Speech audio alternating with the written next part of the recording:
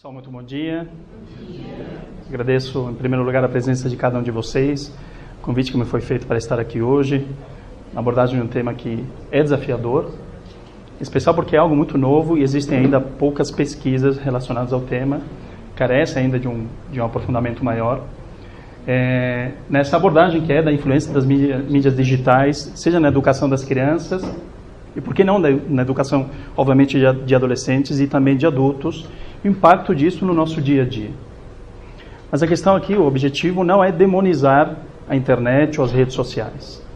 A maior dificuldade do ser humano é se utilizar da melhor forma dos instrumentos que lhe estão à disposição. O adoecimento do ser humano se dá por abusos individuais e coletivos.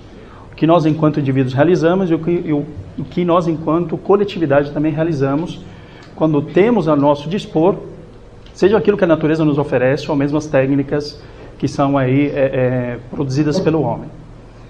Sobre o próximo. Então, gostaria, antes de mais nada, desafiá-los aqui, ou melhor, provocá-los, quando nós olhamos para essa imagem. Cannabis sativa. O que nós pensamos quando olhamos para a cannabis? Ou a popular maconha? O que de pior ela pode nos oferecer, que é o famoso baseado, das dependências químicas, o potencial destruidor. Hoje as pesquisas vão nos indicando essa famosa erva inocente, de que uma vez fumada ela pode aumentar todos os transtornos mentais em 3 vezes ou mais. Ou inclusive induzir a pensamentos suicidas importantes.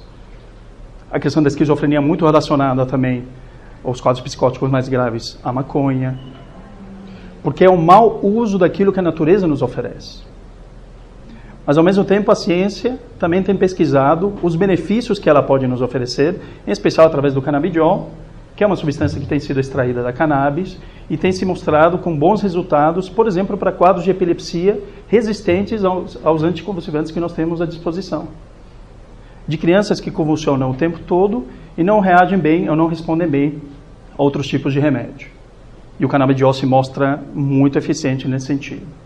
Quadro de dores crônicas, pacientes em fase terminal, por vezes de câncer, por exemplo, que não respondem bem a outras medicações que nós temos. Então, questão de ponto de vista e a maneira como nós vamos utilizando esses recursos. A cannabis é um exemplo deles. E a internet? E as mídias sociais? Não podemos fazer bom uso disso? Sim. Então, o problema é a internet? O problema é a rede social? Não. São nossos comportamentos. A maneira como a gente vai lidando com eles. Então, o problema está fora ou está dentro? Porque nós sempre queremos também terceirizar os problemas, culpabilizar. O problema é a droga, que obviamente tem um problema, mas é a maneira como o ser humano acaba se utilizando da sua faculdade de inteligência, fazendo o pior daquilo. Ou da internet, e assim por diante. Os exemplos são inúmeros. Então, obviamente a gente tem avançado de forma assustadora, o ser humano na sua complexidade, alcançando esse momento agora que é muito novo, de um avanço científico e tecnológico absurdo, e daquilo que Zygmunt Bauman, sociólogo polonês, falecido no ano de 2017, chama de modernidade líquida, que é um ponto de vista, é um olhar a respeito do que nós estamos vivendo, e o que ele fala desse momento. Tudo é temporário, a modernidade, tal como os líquidos, caracteriza-se pela incapacidade de manter a forma. Pela velocidade das coisas, como as coisas têm avançado, das relações que nós vamos mantendo, e vamos nos utilizando, sim, desses recursos que estão relacionados também à internet para nos aproximarmos, que de alguma forma, sim, vai diminuindo a distância de um com o outro. Podemos tranquilamente, através dos recursos que temos à disposição, conversar com alguém que está do outro lado do mundo, criando supostos vínculos de amizade, entre aspas. Ou ter 4.000 amigos no Facebook, assim, embora não conhecemos quase ninguém. Então, é isso que ele vai questionando também, o Bauman, a respeito das relações que vão sendo criadas, das identidades que vão sendo aí criadas também, tanto em termos pessoais quanto sociais, que nos aproxima e, ao mesmo tempo, nos afasta. Isso é uma característica dessa chamada modernidade líquida. Em que a chamada modernidade imediata é líquida e veloz, e sentimos isso, parece que o tempo vai dando uma encurtada, o dia parece menor do que 24 horas, eu que venho de São Paulo, então essa sensação é absurda, não temos tempo para nada, Tá? Tudo muito rápido, tudo muito acelerado. Final de semana também, final de semana passa muito rápido. Temos uma dificuldade enorme de vivenciar o dia a dia. Despertamos das segundas-feiras para trabalhar esperando que chegue o sábado. Chega o sábado, passou no piscar de olhos também. E isso vai nos adoecendo, vai nos acelerando. É quando começam a surgir os transtornos de ansiedade, os transtornos depressivos, pela dificuldade de se relacionar com o mundo, de nos relacionarmos com nós mesmos. Então essa é uma característica também marcada. Quanto que é veloz, quanto que é líquida para sua fluidez, porque não existem bases tão sólidas, porque vivemos um momento difícil de inversão de valores. Então tudo isso de alguma forma vai caracterizando. É um olhar, é a constatação, não é apenas uma crítica. Porque também temos a tendência de sermos muito nostálgicos, olhar para o passado, dizer que tudo que estava lá atrás era bom e o que de hoje nada serve. Isso é o caminhar da história, as coisas vão se dando dessa forma. É natural que seja assim. Como disse no início, é importante que nós possamos aproveitar tudo o que nos é oferecido e utilizar da nossa inteligência justamente para desenvolver técnicas que favoreçam o homem em todas as suas dimensões. Aí continua. Ela é mais dinâmica, que é a chamada modernidade sólida, que suplantou. A passagem de uma a outra acarretou profundas mudanças em todos os aspectos da vida humana. A modernidade líquida seria um mundo repleto de sinais confusos, propenso a mudar com rapidez de forma imprevisível. De fato, estamos em constante mudança, em constante transformação, e isso se dá de um momento ao outro. Na sociedade contemporânea emergem o individualismo, a fluidez e a efemeridade das relações, dentro desse olhar mais paradoxal de que, embora a internet nos auxilia a encurtar os espaços, a nos aproximarmos cada vez um dos outros, ao mesmo tempo alimenta a individualidade, essa fluidez e relações muito mais efêmeras, em que nos afasta desse contato mais próximo, desse olho no olho, de perceber e sentir a pessoa que faz parte de nossa convivência, inclusive no dia a dia. Mas trago para que a gente possa ter uma noção de em que momento nós estamos, dados do IBGE, que faz uma pesquisa de acesso à internet e à televisão e posse de telefone móvel celular para uso pessoal, isso dados de 2016, que são os mais recentes, para mostrar justamente o quanto que tudo isso tem evoluído e as diferenciações regionais em relação ao acesso à internet, televisão digital e por aí vai. Acesso à internet e à televisão. Televisão no Brasil em 2016, de tela fina lá quase 67%, lembrando que chamada Smart TV, ela possibilita um acesso à internet também. Então se mudou a maneira, o olhar de nós temos esse contato e essa relação com a televisão, e quanto que ela nos alcança dentro de casa. Televisão de tubo ainda existe, mais de 46%, mas ela vai diminuindo com o tempo, até pelas facilidades que existem de consumo em relação a esse produto.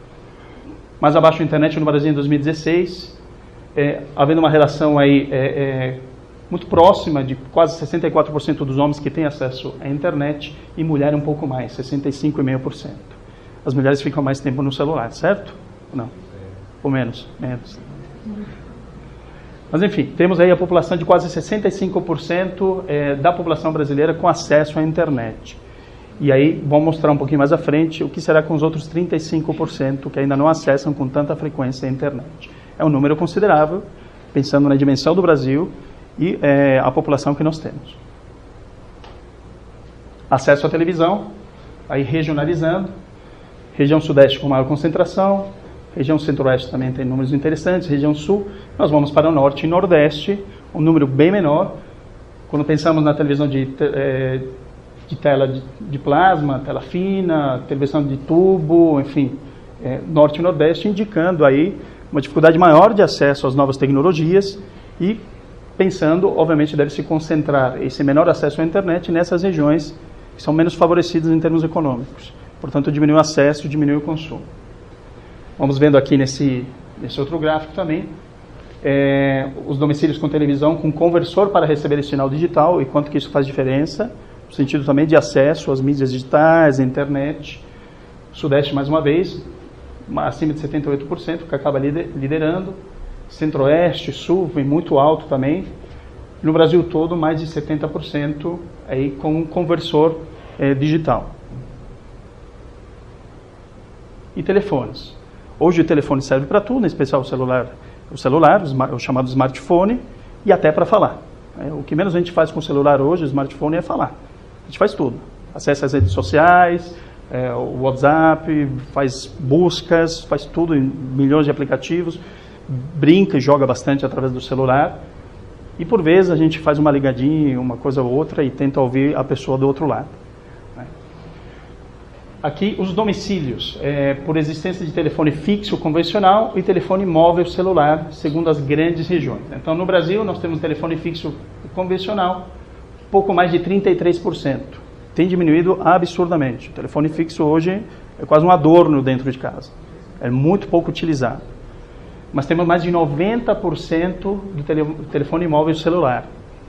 Ou seja, uma quantia enorme, absurda, sem contar as pessoas que têm 2, 3, 4 celulares em casa. E as pessoas têm. Não tem um só, tem vários. E um serve para uma coisa, outro serve para outra e assim por diante. Indo por região, na região norte, por exemplo, 11%, 11,5% telefone fixo convencional, um pouco mais de 88% telefone móvel celular, e assim vai mais ou menos se mantendo, a não ser na região sudeste, sul, centro-oeste, em que ainda esses números são um pouco mais elevados, principalmente na região sudeste. Mais de 49% ainda tem telefone fixo em casa. E mais de 93% do telefone móvel celular. Provavelmente na região sudeste, pensando também na região sul, na região centro-oeste, naqueles combos, naqueles pacotes que são feitos, que se você adquirir o telefone fixo, acaba sendo mais barato também a tua internet, acaba sendo mais barato, enfim, a tua TV a cabo. Então ela se torna como algo a mais dentro de casa para facilitar o acesso a essas outras mídias. Você tem uma internet mais potente, tem um acesso a milhões de canais que a TV acaba te oferecendo. Muito mais por conta disso do que pela sua utilidade. Acesso à internet. Domicílios em que havia utilização da internet segundo as grandes regiões. Sudeste, primeiro lugar, 76,7%. Aí vamos para a região sul, centro-oeste, tudo acima de 70%. Região nordeste, norte vai diminuindo. Menos de 60% é na região nordeste, pouco mais de 60% na região norte, e no Brasil, 69,3%. E agora por região. Então, os domicílios em que não havia utilização da internet. Qual o motivo alegado? Lá em cima, falta de interesse em acessar a internet. Na região norte, quase 27%. Na região nordeste, um pouco mais de 27%. Interessante aí pensando na região sudeste, região sul, centro-oeste, naquele universo, naquela porcentagem de pessoas que não têm acesso à internet, a falta de interesse acaba se mostrando um percentual interessante, mais de 40%, quase 40% no centro-oeste, um pouco mais no sudeste e no sul. Um segundo ponto é, serviço de acesso à internet era caro. 22% na região norte, um pouco mais de 34%, quase 35% na região nordeste. Região sudeste, sul, centro-oeste também, percentagens interessantes. 28%, 26%, 24%, ainda é um serviço caro, principalmente quando comparado a outros países, embora as companhias elas vão mostrando como se houvessem inúmeras promoções, comparado sim a outras nações, a internet do Brasil é muito cara, é uma das mais caras do mundo, e com dificuldades enormes de travar o tempo todo, poucas redes de Wi-Fi. Se a gente vai para outros países, vai percebendo que a internet funciona muito bem dentro de metrô, nos locais onde teoricamente não funcionariam aqui. Então é um serviço ainda muito deficitário, é um serviço caro e não tão acessível a boa parte da população. Um outro ponto é, nenhum morador sabia usar a internet, o que também é um dado muito interessante, pensando em termos de Brasil, isso dá quase 21%, ou seja, a chamada era digital. No momento que a ciência e a tecnologia avançam de forma muito importante, mais de 20% da população que não sabe usar a internet. Não sabe. Existem regiões, por exemplo, que existem os chamados locais onde a pessoa ela sai de casa para ir acessar a internet em outros locais, isso mostrando as dificuldades de acesso, a dificuldade de você adquirir esse produto. E por vezes também, quando você precisa utilizá-lo, vai buscar auxílio de outras pessoas. Mas existe um certo analfabetismo aí relacionado à internet, dificuldades de acesso, de entendimento como essa ferramenta é utilizada, então também colabora para entender que nós chegamos aí um pouco mais de 60% de pessoas que utilizam a internet e uma porcentagem também importante que não utiliza, por vários motivos, mas esse ponto é muito considerável. A pessoa ela não sabe acessar, ela não sabe ter contato com essa ferramenta. Um serviço de acesso à internet que não estava disponível na área do domicílio, isso também é comum, com quase 8%, um pouquinho mais de 8%. Equipamento eletrônico necessário para acessar a internet era caro, 3,5%, e outros motivos aí não relatados. Mas são números que vão chamando a atenção também pelas diferenças sociais que existem, concentração na região sudeste, teoricamente um poder aquisitivo maior, região centro-oeste, região sul, regiões norte e nordeste, com dificuldades de acesso a essa tecnologia, de consumo dessa tecnologia e de entendimento dessa tecnologia, o que vai criando aí diferenças sociais marcantes e importantes. Continuando em relação à questão do acesso à internet, domicílios com microcomputador e domicílios com tablet, segundo as grandes regiões.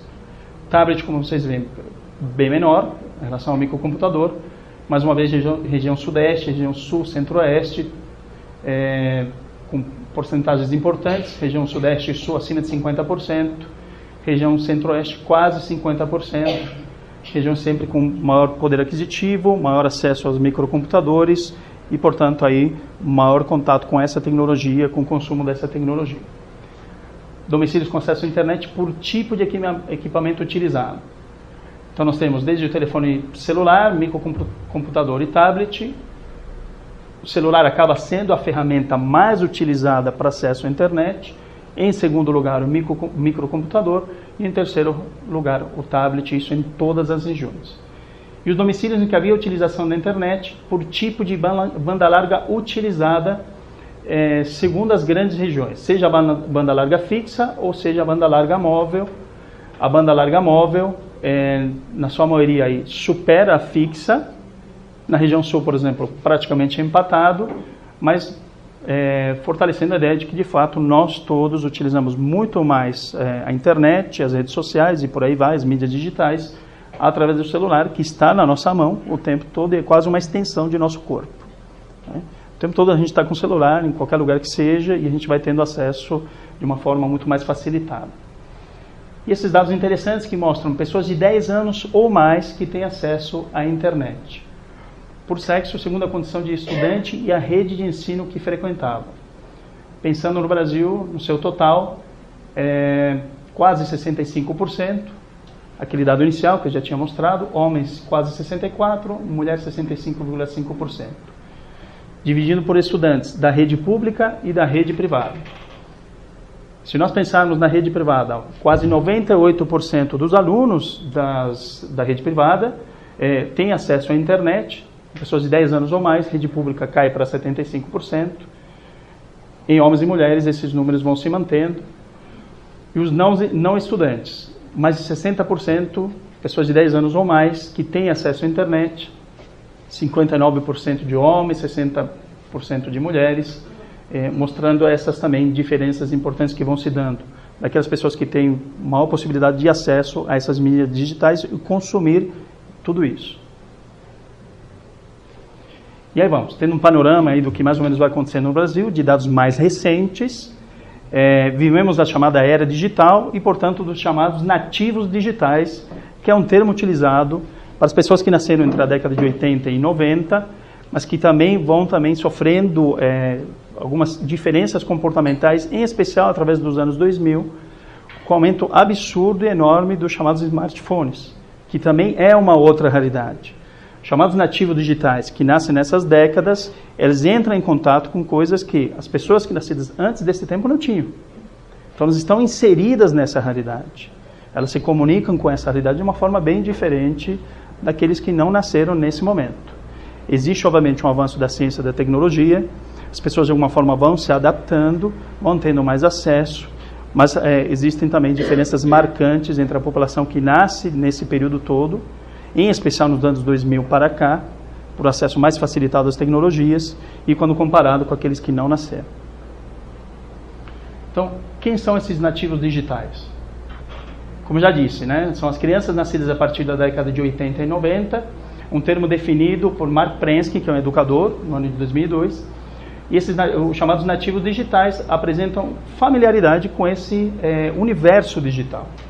Essa geração alterou os rumos da comunicação, bem como da educação.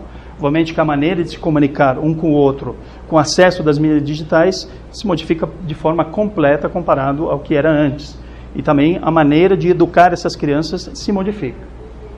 Não se pode pensar a comunicação e nem a educação a partir de paradigmas retrógrados, porque esses avanços tecnológicos, eles mudaram a forma de ser, agir e pensar a sociedade.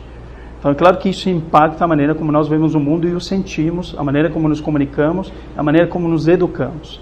O acesso facilitado à informação, das pesquisas que vão nos favorecendo com que nós possamos ampliar o nosso conhecimento, obviamente, como disse no início, desde que bem utilizado. Então isso encurta distâncias também em relação à informação e ao conhecimento. Pode nos auxiliar muito, por outro lado, pode também nos prejudicar, se não for uma informação que chega com qualidade e se também não tiver um olhar crítico em relação àquilo que eu estou lendo. Nós que somos da área da saúde, de uma forma geral, temos muitas dificuldades com isso. Quando se fala que o paciente, por vezes, ele chega já com o diagnóstico que ele tem, é porque muitas vezes ele acessa a internet, ele se identifica com uma série de sinais e sintomas que estão descritos lá, e ele mesmo já diz a medicação que ele tem que tomar, né? E o que te distancia, o que acaba também te desafiando, inclusive para poder explicar da melhor forma possível àquele paciente que aquilo que ele leu não corresponde ao que ele está apresentando, pela complexidade daquilo que nós somos. Mas imagino que isso também deve se estender a muitas outras áreas, né? Da educação, então, nem se fala. É um chamado copia e cola das histórias que nós vamos coletando. Você cria os seus trabalhos, modifica algumas palavras e o teu trabalho está feito. Então, isso não é adquirir conhecimento. Você está adquirindo informação no copia e cola. Você não se apropria daquilo, não reflete sobre aquilo. Então, obviamente que a maneira de se comunicar e a maneira de se educar tem se modificado. E é o que fazemos com isso. Esse é um desafio. Competências e habilidades relacionadas aos chamados nativos digitais.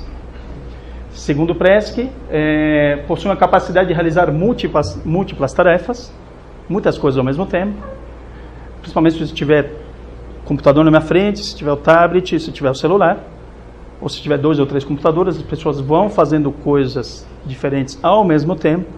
Eu posso estar conversando com vocês, eu pego meu celular e vou respondendo. Isso acontece com muita frequência, principalmente dentro de nossos lares, quando sentamos à mesa para comer com a nossa família, se é que a gente come com a nossa família, tem o nosso filho com o celular na mão, tem a esposa com outro celular na mão, tem não sei quem com o celular na mão, e você vai se comunicando com quem está fora e tentando se comunicar com quem está dentro. Então, pode ser sim uma habilidade. Agora, de que forma nós utilizamos essa habilidade? Como utilizamos essa competência de poder fazer várias coisas ao mesmo tempo, sem aquilo não gerar altos níveis de estresse, de ansiedade? Então, essa capacidade representa uma dessas características principais, e ainda segundo o autor, essa nova geração é formada especialmente por indivíduos que não se amedrontam diante dos desafios expostos pelas tecnologias da informação e da comunicação. Porque amedronta. É muita coisa acontecendo, são muitas ferramentas que vão sendo desenvolvidas de uma forma muito rápida, e essas pessoas que nascem, ou que nasceram neste momento, elas têm uma facilidade enorme, e é só observar as crianças de 2, de 3, de 4 anos, que pegam o celular, descobrem a senha, e elas acessam coisas que por vezes a gente desconhece. Elas conseguem. Então elas já estão inseridas nesse mundo. Não deixa de ser uma habilidade. Agora, como que essas crianças vão utilizar dessa habilidade para que não sejam prejudicadas? E obviamente, elas não se amedrontam. Elas vão em frente. Vão consumindo toda essa tecnologia, sem o medo que, por exemplo, uma pessoa que não tenha tanta facilidade para o aprendizado, acaba tendo. E vão experimentando também e vivenciam múltiplas possibilidades oferecidas por novos aparatos digitais, que vão sendo aí criados constantemente. O celular que todo ano vai se renovando, é o 1, é o 2, é o smartphone 3, é o 10 e assim vai, com novos desafios, e eles vão se adaptando facilmente a isso tudo. Portanto, esse fascínio característico da geração Y, que também é o nome dado aos nativos digitais, por essa descoberta e experimentação, deve ser explorado pela escola. Se isso impacta a comunicação e impacta a educação, obviamente a escola vai se adaptando a esses novos momentos, de forma direcionada para o ensino e uma aprendizagem que dialoga e interagem com os novos meios tecnológicos. E hoje muitas escolas têm as salas de internet, as salas Google com vários aparelhos, as crianças vão tendo acesso, isso facilita, como disse, o contato com a informação. Se faz necessário, portanto, que a criança ela seja educada no sentido de poder utilizar aquilo da melhor forma possível, aprofundar o conhecimento e que traga aí algo a mais para ela na sua vida, na sua formação e no seu desenvolvimento pessoal, enfim, coletivo também. Isso envolve a questão de identidade. E aí é importante pensar nas identidades, a maneira como, por vezes, a filosofia, a própria psicologia vê o que é identidade. E essa natureza da identidade está mudando neste século XXI. Essas mudanças afetam não apenas os nativos digitais, já inseridos nessa realidade, mas outros jovens, mas todos os que vivem em sociedades conectadas com a internet. Mesmo aqueles que já nasceram há um bom tempo, antes da década de 80, antes da década de 90, mas que vão sofrendo essas modificações, todos precisamos nos adaptar e isso nos impacta direta ou indiretamente. Não são jovens, não são as crianças que vão nascendo já inseridas neste outro universo. Cada vez mais a identidade de qualquer um que viva em uma era digital vai sendo compreendida através de uma combinação do que ele expressa no espaço real e o que ele diz sobre si mesmo online. Então, o que eu sou no espaço real e o que eu sou online, o que eu sou na internet. Então, a formação de uma identidade também vai se dando por essa construção, por esses aspectos do real e do virtual. E cada vez mais o que importa é a sua identidade social, que está sendo moldada não apenas por suas próprias ações, mas pelas pessoas com quem ela está ligada e as coisas que seus amigos dizem e fazem. Então, existe uma diferença entre o que é identidade pessoal e identidade social. Para entender identidade social, é importante entender identidade pessoal, que na filosofia diz respeito às condições sobre as quais uma pessoa em um momento, a mesma pessoa em outro momento. Ela vai se mantendo.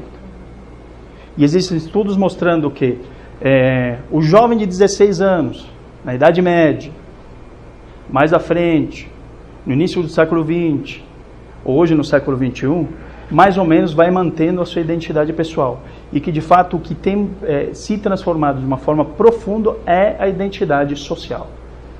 Isso sim. Por essa construção daquilo que eu sou no real e aquilo que eu sou no virtual, e essa construção da identidade pessoal que depende não só das minhas ações, mas daquilo que o outro diz a meu respeito. Então, mais ou menos nas diferentes épocas, ou nas fases históricas, obviamente que existem modificações profundas, mas a identidade pessoal vai de alguma forma se mantendo. Vou tentando me manter, ou ser o que eu sou aqui, o que eu sou lá, mas existe uma modificação profunda da identidade social,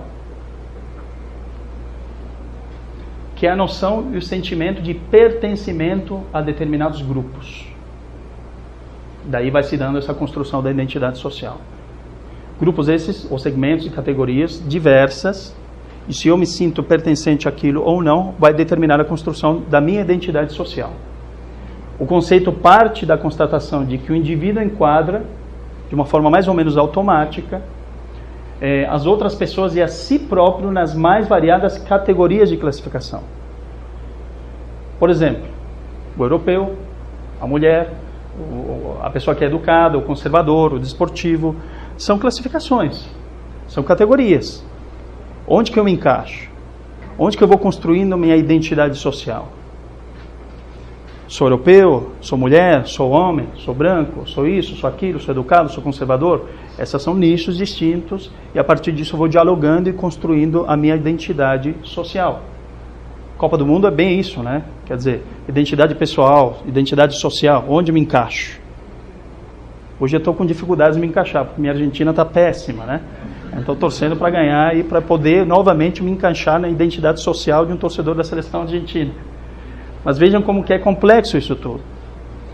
Os critérios de classificação podem ser objetivos e manifestos, mas também podem ser resultado do pensamento social do indivíduo, a maneira como ele vai construindo, vai olhando o mundo. A teoria corresponde à de self-classification, ou seja, que classificação eu tenho em relação a mim mesmo, onde que eu me sinto pertencente àquele ou aquele outro grupo, e assim vai. Portanto, designa-se como identidade social a noção ou a crença do indivíduo de pertencer a dadas categorias, sendo que esta cognição está sempre acompanhada por um componente afetivo, não é apenas a parte cognitiva. Eu não consigo isolar a cognição da emoção, do sentimento. Tudo está permeado por emoção e sentimento. Pensamento é isso. Pensamento é a ideia gerada mais o sentimento, mais a emoção. A emoção permeia a ideia que é criada pelo ser humano. Aqueles que se dizem, sou totalmente racional, isso não existe. Isso é impossível. Ele tem emoção, ele tem sentimento. E quando ele tenta se afastar da emoção, do sentimento, se colocando como alguém que é muito racional, ele adoece. Ele não aguenta, não segura. Porque tem emoção. Está reprimindo as emoções. Isso é uma outra história. Mas essa criação, essa busca pela identidade social, ela envolve as questões afetivas. Que é um sentimento mais ou menos forte de pertencimento. Se eu me sinto pertencendo àquela categoria, àquele espaço, obviamente que eu vou me sentir acolhido, faço parte daquilo, compartilho das ideias que são geradas naquele lugar, naquele espaço. Se eu não me sinto acolhido, obviamente isso vai me impactar também. Portanto, cada indivíduo tem uma variedade de identidades sociais que habitualmente se apresentam de maneira estruturada. Variedade. É por isso que tem havido tantas modificações e tantas transformações acompanhadas por esse avanço científico e tecnológico. Como disse, mais ou menos vamos mantendo o que é a nossa identidade pessoal, mas a nossa identidade social ela vai se modificando e ao mesmo tempo eu consigo me perceber pertencente a várias categorias. E isso a internet facilita. As redes sociais facilitam. Porque eu vou curtindo várias páginas, curto vários grupos e, portanto, eu pertenço a cada um deles, penso de uma forma diferente a cada um deles. A gente não precisa ir para o Facebook ou outras redes sociais, o próprio WhatsApp. Cada um de nós faz parte, por vezes, de diversos grupos. E o nosso comportamento nesses grupos também se modificam. São identidades sociais distintas. De compartilhar ideias e pensamentos distintos. E a gente vai se manifestando por lá. Isso é mais ou menos estruturado. Mas o cérebro e o mundo? Porque tudo isso tem impacto. E como que tem impactado essa ferramenta que nós temos utilizado? Em termos cerebrais. Já que vimos a questão da cognição, que ele vai colocando aí, permeado das questões afetivas, impacto isso no nosso comportamento, impacto nas nossas emoções, e como pode servir de base também para o desenvolvimento de transtornos mentais. O cérebro sofre com isso tudo. É óbvio que há uma modificação, há uma transformação. Nesse sentido, não podemos comparar o indivíduo da Idade Média com o do século XXI, até em termos cognitivos, termos cerebrais, a maneira como ele vê o mundo, como ele interage com o mundo e como que o cérebro se impacta com tudo isso. E aí vamos falando de plasticidade neuronal, que é um tema extremamente interessante. O que se pensava do cérebro? Que era uma estrutura fixa, pouco passível de modificações e quando lesado não se regenera. Isso é o quê? É dogma. Se tornou um dogma. As pesquisas mais recentes vão indicando que existe plasticidade neuronal. E o que elas nos indicam? Hoje está bem estabelecido a capacidade do tecido neuronal se transformar e adaptar-se às exigências ambientais ou internas do organismo. Então, nós estamos, obviamente, totalmente isolados do mundo. O que vai acontecendo fora de nós nos impacta. O que vai acontecendo dentro de nós nos impacta e quais as relações que vão se estabelecendo entre o meio interno e o meio externo. Esse impacto ocorre, inclusive, em termos físicos e não só emocionais. O cérebro vai sofrendo as suas modificações. Isso não só na fase embrionária e no início da vida, em que existem transformações profundas, mas ao longo de todo o ciclo vital, de toda a vida do indivíduo. Isso se torna, obviamente, como ele vai colocando aqui, né? mais claro nas fases iniciais, em que você tem uma maturação maior do sistema nervoso central, você tem aí um desenvolvimento neurológico muito mais intenso do que no resto da vida do indivíduo, mas é marcante também ao longo de todo o ciclo vital. E a experiência é o elemento mais importante que estimula ou restringe a plasticidade neuronal. É a experiência adquirida na relação com aquilo que nós temos à disposição, com viver no dia a dia. Experiência essa que nós temos com as mídias digitais, com as tecnologias, com esses instrumentos que nos devem favorecer, mas a experiência que eu tenho no contato com o outro.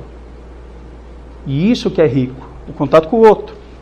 Por exemplo, existem pesquisas mostrando que pacientes com depressão leve, eles podem ou fazer uso de medicação, ou eles podem fazer a psicoterapia, que o resultado final é muito semelhante, em termos de melhora. E aí foram avaliar a questão da plasticidade neuronal, a neurogênese, o nascimento de novos neurônios. O contato com o outro na psicoterapia favorece o crescimento de novos neurônios.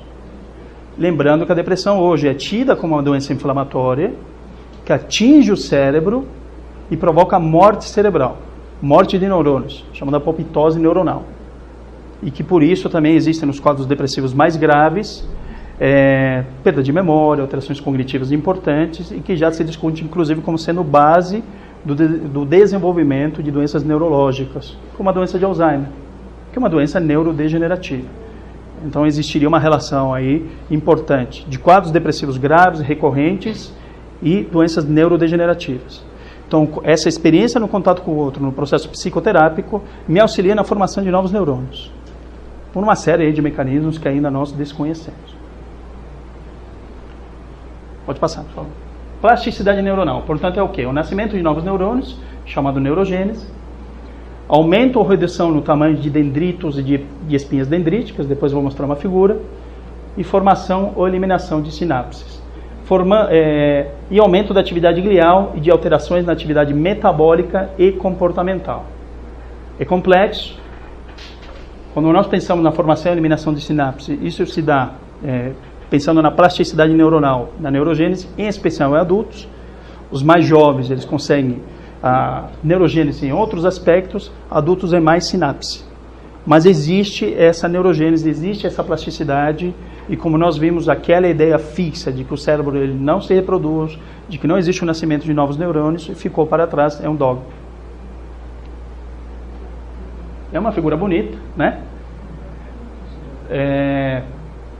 De um pouco daquilo que é o nosso cérebro, um vaso sanguíneo para alimentar as células, tem os astrócitos, oligodendrócitos, que são tipos de células neuronais, a sinapse, e aí nós temos aqui o olhar amplificado, a sinapse que é essa comunicação entre os neurônios, a maneira como eles vão se comunicando, existe a fenda sináptica, não existe um contato, e que vai se dando através dos chamados neurotransmissores. É tudo isso que vai acontecendo no nosso cérebro em pensar na plasticidade.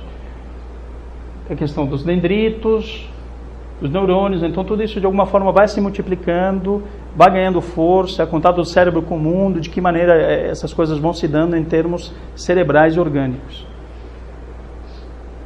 Continuando com a plasticidade neuronal, vinculados à experiência, como já disse antes, o aprendizado e a memória estão relacionados às modificações sinápticas. A maneira como elas vão se modificando, isso auxilia muito no aprender e na fixação de memórias novas relacionadas aí ao substrato cerebral.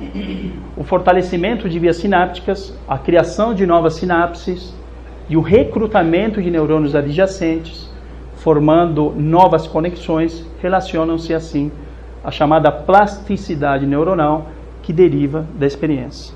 Então veja a importância da experiência, a importância do contato com o outro, a maneira como nós vamos experimentando essas novas tecnologias, que nós vamos ver que também tem um impacto importante em termos cerebrais, em termos comportamentais, e o quanto que hoje tem se pensado na relação que envolve utilizar essas ferramentas e as doenças mentais. E essas experiências, elas podem ser positivas, como disse, no processo psicoterápico, no contato com o outro, e que eu vou buscar trabalhar e elaborar questões mais íntimas, é um contato saudável, que me auxilia na questão da plasticidade neuronal, mas temos as chamadas experiências negativas, e isso obviamente também vai refletir na chamada plasticidade neuronal. O estresse prolongado, assim como as experiências de depressão e de ansiedade graves e duradouras, então estamos falando da cronicidade desses quadros, exercem um importante efeito negativo sobre a plasticidade neuronal. A liberação de adrenalina, de glicocorticoides endógenos, como cortisol, pode causar dano neuronal, principalmente no córtex pré-frontal e no hipocampo, que são regiões relacionadas, intimamente relacionadas, com o aprendizado e a memória. Então isso é fundamental. Que experiência nós estamos tendo? Isso nos leva a uma série de questionamentos, a uma análise social importante, especial com aqueles que, por exemplo, têm hoje a oportunidade de vivenciar ou de trabalhar nas periferias, né, áreas de maior vulnerabilidade, né, com a educação, no contato com as crianças. Levar educação, ou melhor, levar informação, não é só levar informação. Tem milhares de coisas envolvidas. São lares onde existem imensas dificuldades emocionais, experiências negativas importantes, com altos níveis de estresse, então nem de atingi-las em termos emocionais, desenvolvendo quadros de transtornos mentais cada vez mais frequentes e que têm aumentado na primeira infância de uma forma assustadora, vendo depressão em criança, quadros de ansiedade, ideação suicida, quer dizer, são experiências negativas com impactos cerebrais importantes.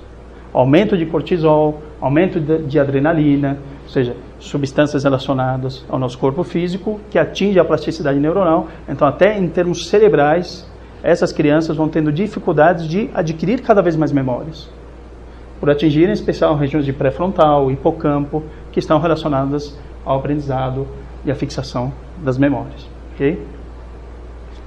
E aí sim, as doenças mentais. Né? Que vinculação que nós fazemos no contato com essas mídias, na relação com a internet, quer dizer, como que isso pode influenciar no desenvolvimento de transtornos mentais. Episódios repetidos, graves e longos de depressão foram associados então à redução do volume de hipocampo e de córtex. Como disse, hoje a depressão, nas pesquisas mais recentes, vão indicando como uma doença inflamatória que atinge o cérebro, prejudica a neurogênese e áreas bem específicas relacionadas ao aprendizado e à memória. Além da depressão, de outros transtornos de humor, como transtorno afetivo bipolar, transtorno de ansiedade, postula-se uma plasticidade mal adaptativa, porque o cérebro ele tem que buscar se adaptar às condições que o ambiente também lhe proporciona, relacionada à origem de condições como a esquizofrenia, que é uma síndrome psicótica grave, compreendida hoje como uma doença do neurodesenvolvimento, porque lá atrás, nas primeiras idades, o cérebro vai sofrendo algumas modificações de poda neuronal, onde ele vai se adaptando, e que se ele tiver a propensão para desenvolver o quadro de esquizofrenia, isso pode acontecer, em especial no final da adolescência e início da vida adulta, tendo-se a ideia de que as modificações se deram onde? Na infância, ou desde o útero. Quando você tem a formação cerebral, essas podas neuronais, o processo de adaptação do cérebro ao ambiente. Então, essas alterações neurológicas importantes, elas vão facilitar o aparecimento de uma doença mais grave no final da adolescência, no início da vida adulta. Assim como todos os transtornos mentais. A gênese dos transtornos mentais graves, elas acontecem onde? Na infância. Todos. Ah, mas ele adoeceu com 20, com 30, com 40 anos. Existem relações na infância. Existem. Isso é comprovado. Que tem relação com o ambiente, a relação com os vínculos familiares, e essa capacidade de adaptação do ser em relação ao seu ambiente, à sua cultura, em relação à sociedade. Como que ele lida com isso?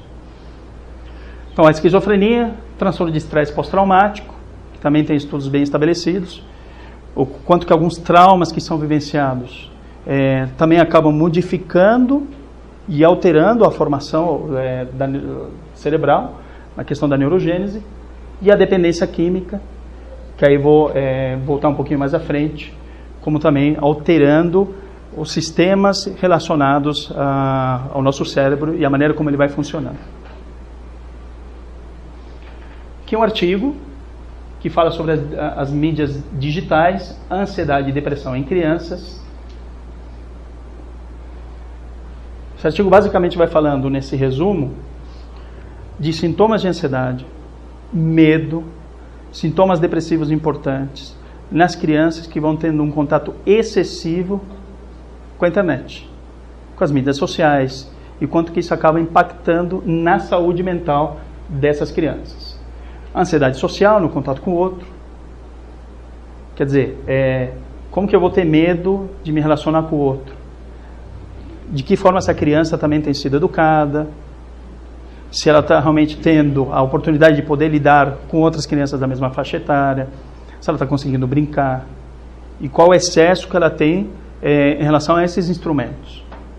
Então, alguns outros estudos vão indicando que crianças de 0 a 3 anos praticamente não deveriam ter contato com as redes sociais, com as mídias digitais, com a internet, com o canal no YouTube. E, à medida que o tempo vai passando, contatos mínimos, muito bem cronometrados, dia a dia, de 20 minutos no máximo. É isso que acontece? Não. A gente vê as crianças horas e horas, o dia inteiro, no contato com essas mídias. Isso prejudica muito o desenvolvimento cerebral da criança e vai, de alguma forma, influenciando, trazendo a criança a desenvolver sintomas ansiosos, depressivos, de medo. Então, existem esses estudos. São mais recentes, porque ainda é um tema muito novo, porque tudo é muito novo no que diz respeito aos smartphones, a essas tecnologias que têm avançado de um tempo para cá, e que ainda não se consideram, não se estabelece uma relação de causa e efeito no uso da internet e as doenças mentais. E não deve se estabelecer porque, de fato, é muito complexo. Mas, como que isso impacta no adoecimento do ser? De que forma nós temos utilizado essas ferramentas? Para o bem ou para o mal? E como ela deve ser utilizada nas diversas faixas etárias. Pouco a pouco, com cuidado, com disciplina, isso não acontece. Então, obviamente, isso terá repercussões importantes. Não só para a criança, não só para o adolescente, mas também para o adulto, para o idoso. Porque hoje também temos aí dependência de internet para as mais diversas faixas etárias, adultos, idosos, que vão se relacionando de uma forma que não é saudável e acabam alimentando um certo comportamento compulsivo em relação a isso, não permitindo com que ele busque outros caminhos, outras alternativas de relacionamento. Então, vício em internet na juventude, também relacionado a problemas graves de saúde mental. Então, como nos é colocado, o uso excessivo de internet, particularmente o uso excessivo de streaming de vídeos. Então, nós temos os canais no YouTube, a gente tem acesso a uma série de coisas. Engraçado o comportamento das crianças, porque elas vão vendo outras crianças brincando. Elas não brincam, mas veem crianças brincando no YouTube. Isso é frequente. Redes sociais e mensagens instantâneas. Isso pode estar associado a graves problemas de saúde mental em jovens. Isso conforme uma pesquisa canadense, e desses dados de 2016. A prevalência de sintomas de depressão e ansiedade, assim como de um pior funcionamento executivo, aumentou de forma significativa em estudantes, com critérios diagnósticos para vício na internet, revelam os pesquisadores aí de um congresso europeu de neuropsicofarmacologia. E aí, pode voltar, por favor. E o que é colocado aqui entre aspas, né? Isso nos leva a algumas questões. Primeiramente, estamos subestimando grosseiramente a prevalência do vício na internet. Essa é uma questão. E, em segundo lugar, esses outros problemas de saúde mental são causa ou consequência dessa dependência excessiva da internet? Então, são necessárias pesquisas maiores. No DSM-5 houve o trabalho para que minimamente se iniciassem as pesquisas relacionadas a chamado vício na internet ou dependência e o impacto disso na saúde mental. Mas não dá para estabelecer ainda uma relação de causa e efeito, embora compreendendo os transtornos mentais na sua complexidade, são inúmeros os fatores envolvidos e a maneira como nós nos relacionamos com isso, obviamente que não se chegará nessa relação de causa e efeito, mas como um ponto importante que sim colabora para o desenvolvimento de doenças mentais, em especial ansiedade e depressão. Isso pode ter implicações médicas práticas, o que eles vão colocando. Se você está tentando tratar alguém para um vício, enquanto de fato esse alguém tem ansiedade e depressão, você pode estar seguindo o caminho errado. Precisamos entender mais e, para tanto, é necessária uma amostra maior, realidade de uma população mais variada. Então, ainda são estudos incipientes, se faz necessário amostras maiores, se faz necessário entender como que o indivíduo tem se relacionado com a internet, qual o impacto disso em termos emocionais, físicos, cerebrais, para que nós possamos o quê? Focar na melhor terapêutica. É óbvio, se eu tiver um paciente com um quadro depressivo importante, nós vamos entrar com as medicações que não são necessárias para aquele paciente com depressão. Mas, se ele tiver também uma dependência da internet, a própria terapêutica ela vai se modificando em alguns aspectos, em especial quando pensamos em psicoterapia. Né? E aí a dependência de internet... Pode passar, por favor. E o que vão indicando em relação à dependência da internet. Muitos estudos confirmam essa patologia. Inúmeros aí, Jung, esse autor aqui foi um dos que começou a trazer de uma forma um pouquinho mais aprofundada e foi cunhando o termo da dependência de internet, embora existam vários outros.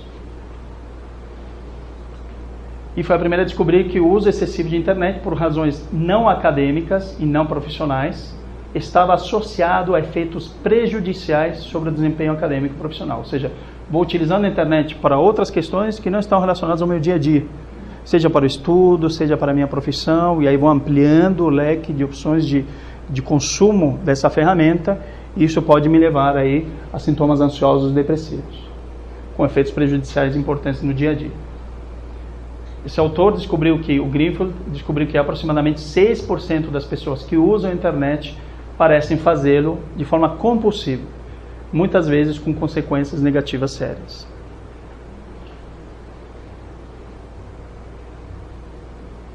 A internet compartilha algumas características, mas não todas, do abuso de drogas e álcool, e aí por isso que acabei destacando lá atrás a dependência química, porque existe uma relação, sim, em termos cerebrais, dessas características que são compartilhadas.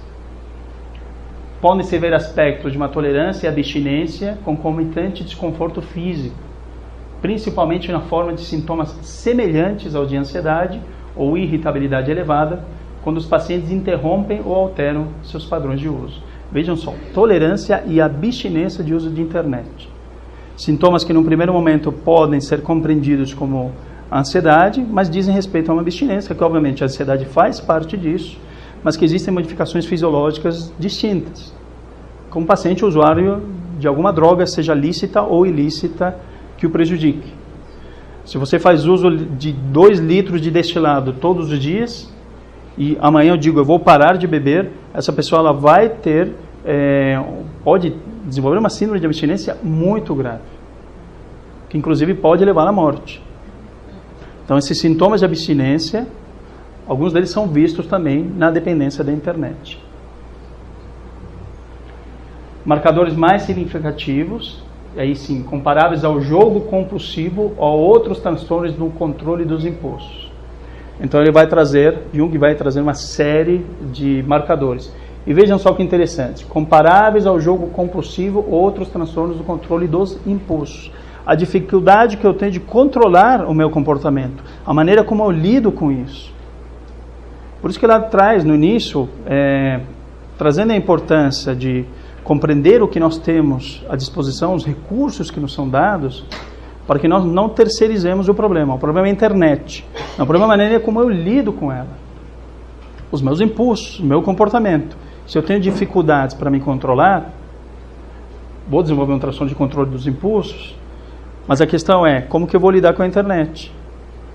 Vou agindo na impulsividade, na compulsividade, e isso vai me trazer problemas mais graves. Então a questão é comigo, o problema não é a internet em si. E quais são esses pontos? Comportamento que produz intoxicação, prazer, com a intenção de alterar o humor e a consciência. Então vou ficando mais ansioso, vou ficando um pouco mais irritado. O que eu vou fazer? Vou buscar a internet, porque lá eu me acalmo. Vai me trazer um certo prazer. E aí diminui esses sintomas de irritabilidade e de ansiedade. Padrão de uso excessivo, que acaba ultrapassando muito aquilo que eu deveria usar no dia a dia, me prejudicando em outras tarefas. sejam profissionais ou de educação, ou o que seja, e acaba me afastando do contato com o outro, na relação com o outro. Um impacto negativo ou prejudicial a uma esfera importante da vida.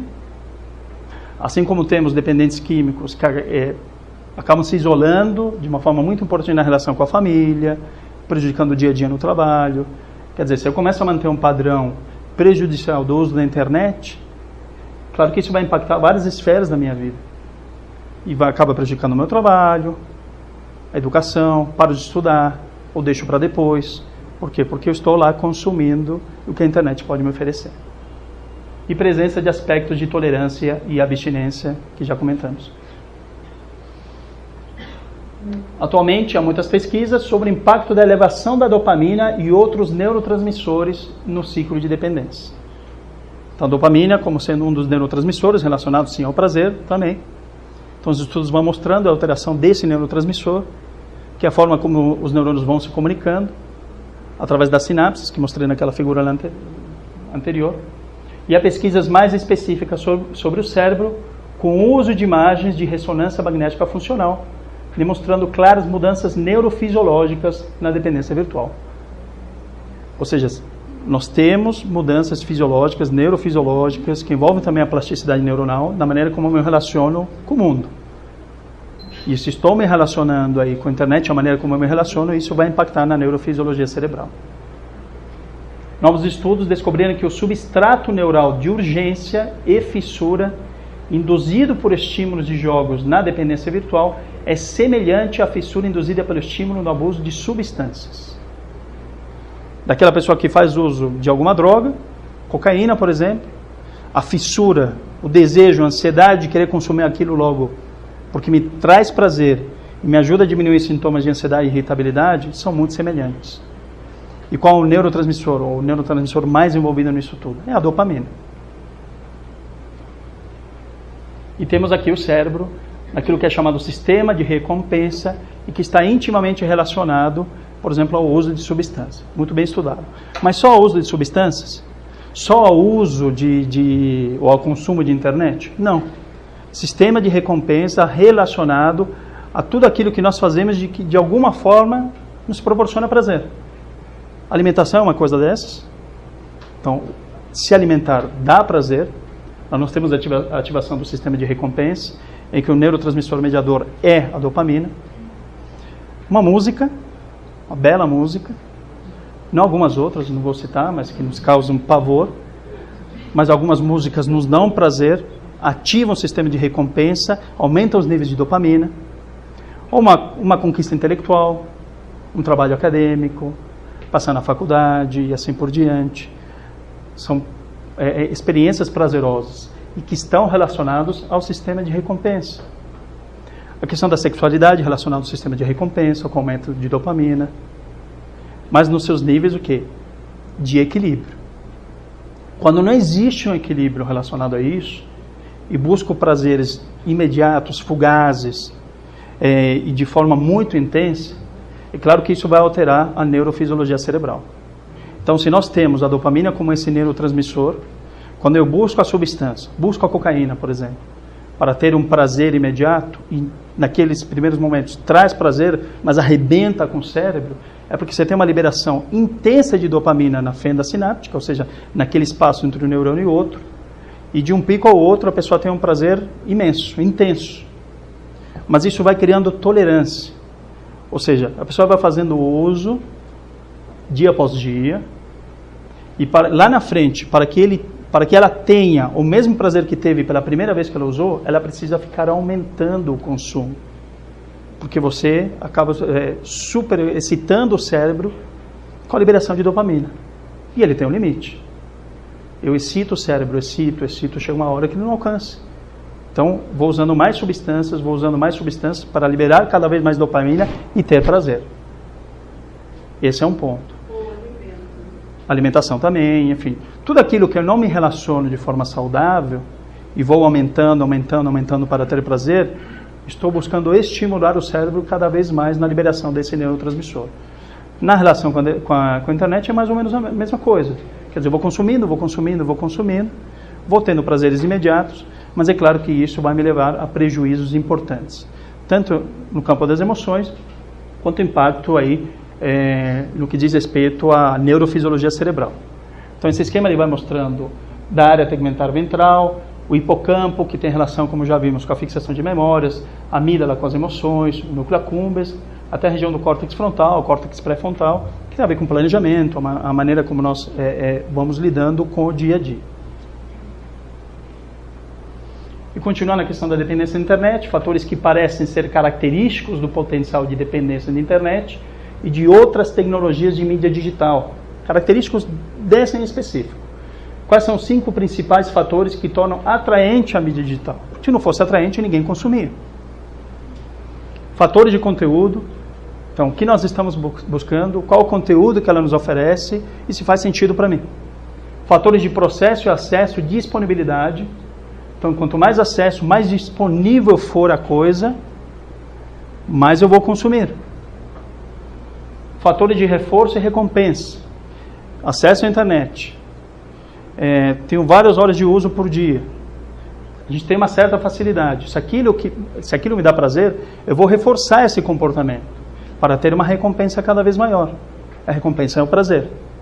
Então, eu vou aumentando o número de horas que eu tenho acesso, vou aumentando o meu acesso às mídias digitais, às mídias sociais, ao Facebook, ao WhatsApp, a isso, aquilo, porque, de alguma forma, estou sendo recompensado, que é o aumento do prazer, que envolve também, como já disse, o aumento desses neurotransmissores, de dopamina, e acaba me trazendo, não só em questões emocionais, mas, inclusive, fisicamente, um certo alívio, diminuição de estresse no início, porque depois isso acaba se tornando uma grande bola de neve e acabamos adoecendo.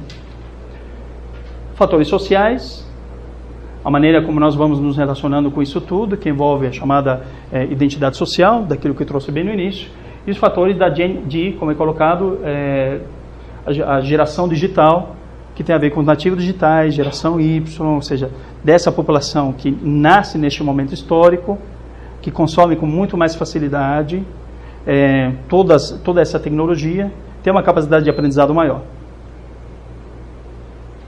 E aí a família. Porque falamos de dependência de internet, nós falamos de outras dependências, falamos como que essa ferramenta ela pode ser útil para nós todos, como ela pode nos beneficiar, mas como cuidar em especial dessa geração que está nascendo neste momento. E a família tem um papel primordial, importantíssimo.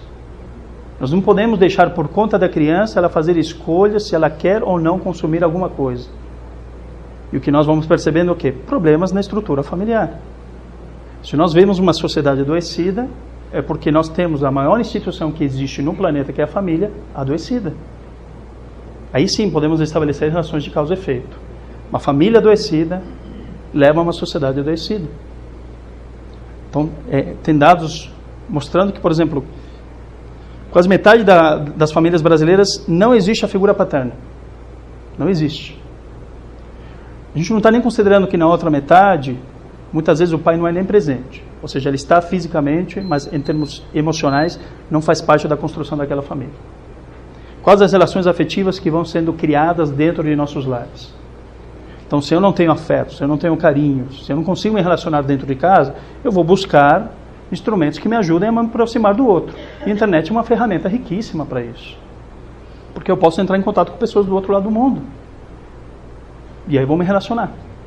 Então, a família é importantíssima nesse ponto. Então, por exemplo, 83% das crianças se sentem trocadas por um celular. É um número alto?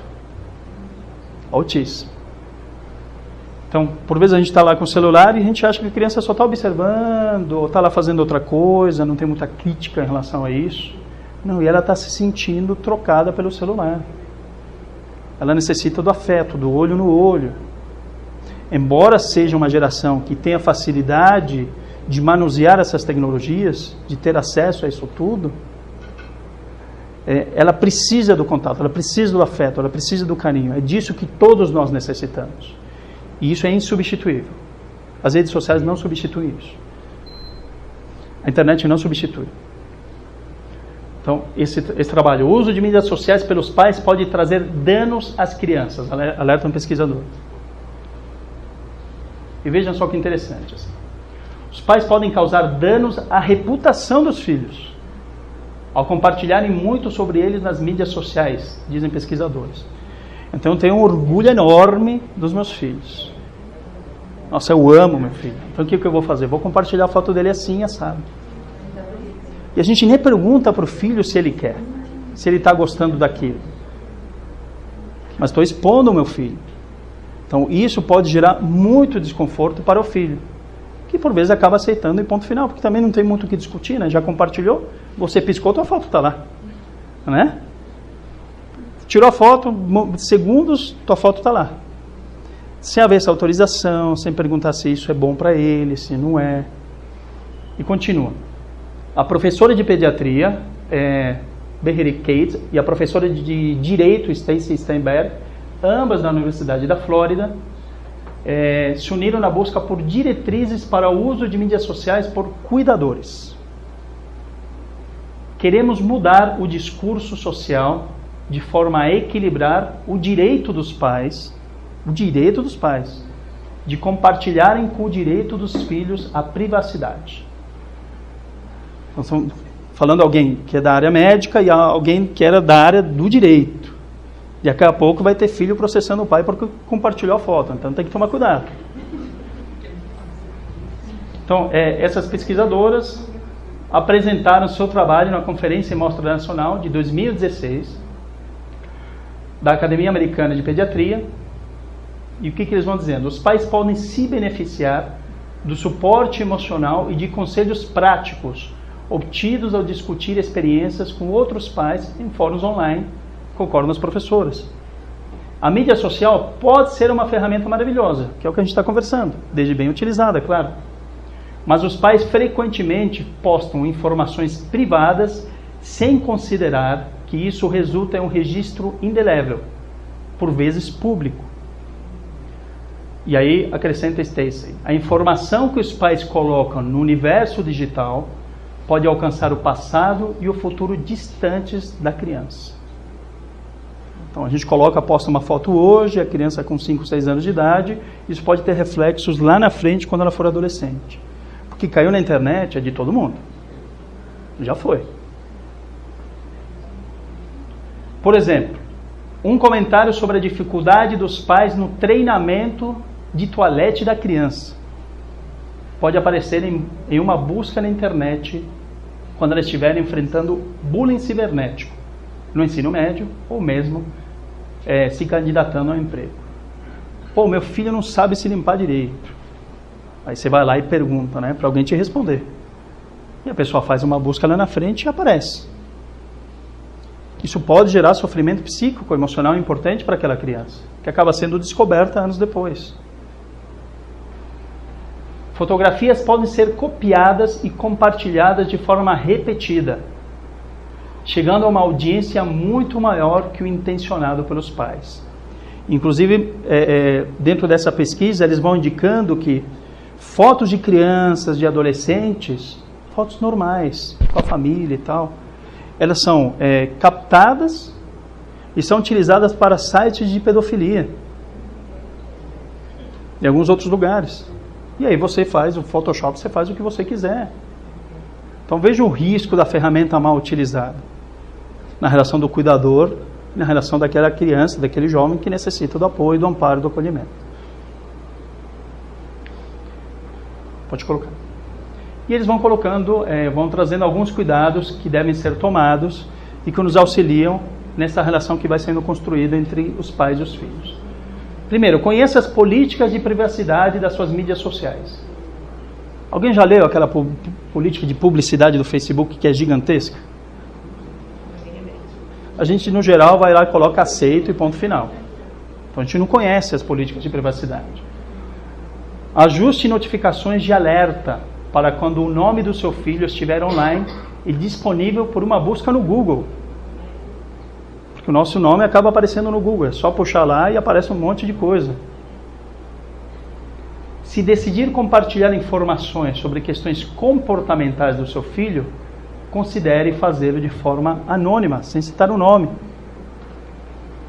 Tenha cuidado ao compartilhar a localização do seu filho.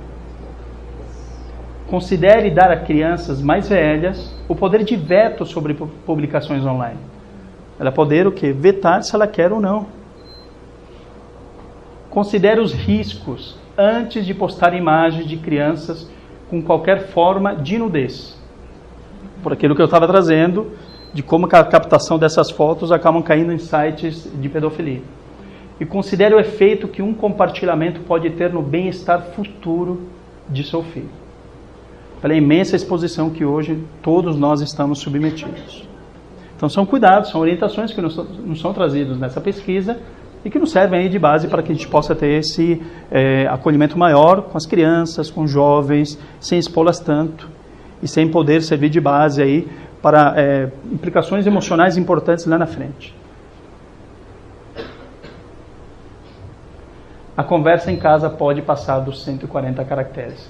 Essas ilustrações são muito interessantes, da Associação dos Amigos do Hospital de Clínicas, e se vocês abaixaram no Google, tal, tem uma série de imagens, são muito interessantes, mostrando essa relação dos pais com seus filhos, e mostrando que quando nós vamos nos aproximando das crianças, vamos nos aproximando dos jovens, daqueles que convivem conosco dentro de casa, as curtidas são maiores, né?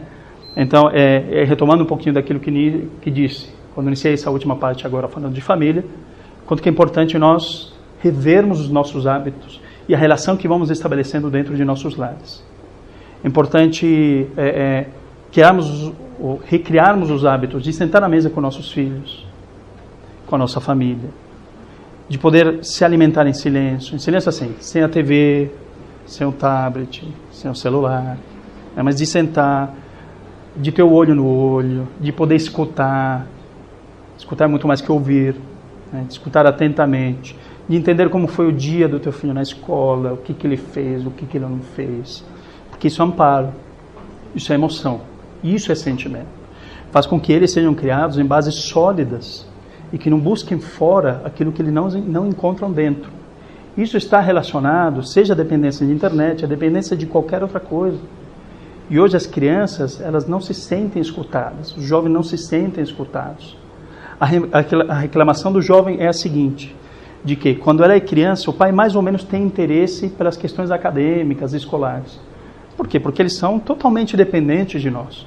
Mas à medida que o jovem vai crescendo, vai se tornando adolescente, óbvio, ele está imerso no universo cultural que ele diz respeito para a sua idade, que é diferente da adolescência que cada um de nós teve atrás. E aí começa a existir um distanciamento. Por quê? Porque eu, como pai, não me interesso muito por esse universo, trago meus preconceitos, acho que tudo isso é uma grande bobagem e não existe mais o contato afetivo. E a reclamação dos jovens é essa. E vão adoecendo. Isso vai provocando adoecimento. Mas não adoece só o jovem, adoece a família no seu todo. É comum a criança buscar, ou melhor, a criança aparecer no consultório médico, por uma demanda da escola, dizendo que essa criança teve mudanças de comportamento, teve alterações de humor, e ela precisa ser cuidada. Aí quando você percebe, o problema não é a criança, o problema é em casa. Quer dizer, a criança é um sinal, é um sintoma de que as coisas em casa não estão bem, e que são relações que vão se construindo de forma adoecida. É óbvio que isso vai impactar no comportamento, na maneira como ela lida com o mundo, como lida com esses instrumentos. É tudo mais facilitado. Se eu não encontro afeto em casa, eu vou buscar na rede social. Eu vou buscar aquele amigo que me escuta, aquela pessoa que curte minhas fotos, curte as minhas publicações. É claro que isso vai impactar em termos afetivos, psíquicos, enfim, emocionais, e isso pode determinar, por vezes, adoecimentos mais graves ao longo do tempo. Como já disse, que já está bem estabelecido, entendendo que doenças mentais graves, elas não se iniciam quando elas aparecem, elas se iniciam lá atrás. A imensa maioria vai se iniciar em idades bem precoces. Então precisamos cuidar das crianças, precisamos cuidar dos jovens, precisamos cuidar um dos outros, nos aproximamos coração a coração, olho no olho. Isso não é substituído pela internet. Conseguimos sim encurtar distâncias. É uma ferramenta maravilhosa, maravilhosa. Temos acesso a um conteúdo riquíssimo, desde que também saibamos fazer as nossas buscas. Mas para isso é necessário equilíbrio, para isso é necessário disciplina e saber o que nós queremos. Mas, como disse, isso não substitui afeto. Ok? Muito obrigado pela atenção de vocês. Espero que tenha minimamente esclarecido. Um grande abraço.